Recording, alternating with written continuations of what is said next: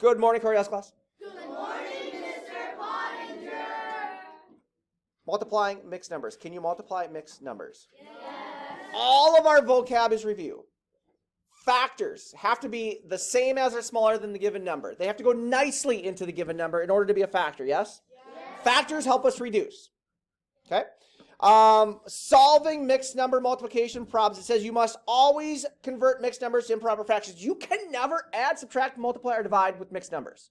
Say that. Go. You can never add, subtract, multiply, or divide with mixed numbers. That's actually really good. We know that when we solve fractions, we do numerator times numerator, denominator times denominator. We do not get a common denominator. And we, as your parents, sometimes say to you, don't you dare even think about finding common denominators when multiplying. So number 8, simple. 2 times 4, what is it? 8. 3 times 5, what is it? 15. That's your answer, yes? Yes. Now, 9. Is 9 as simple? No.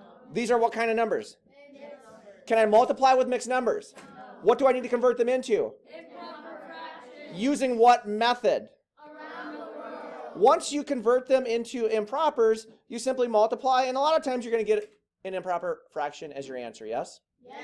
Is that your final answer? No. You need to turn it into a what? Mixed number. Using what? Division. What number always goes inside the division box? Numerator.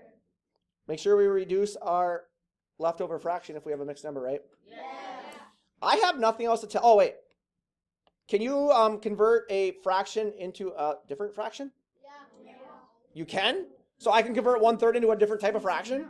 No. So we did around the world on that one because it's a mixed number, right? Yes. Can you do around the world on a number that's not a mixed number? No. No. Some of you actually have tried that before. And then remember, when solving big, huge problems like this, it's just a division problem, right? Yes. If you are ahead of the game here and you reduce, you're not going to have as big of numbers, but still 361 over 12 is not something most of us do in our brains, right? Yes. Last question. I have 361 over 12. I'm going to go really fast, okay? Does 12 go into 3? No. Does 12 go into 36? Yes. 3 times. What's 3 times 12? 36, right? 0, bring down the 1. Here's my question. Does 12 go into 1? No. Do I need to put that 0 up here then? Yes.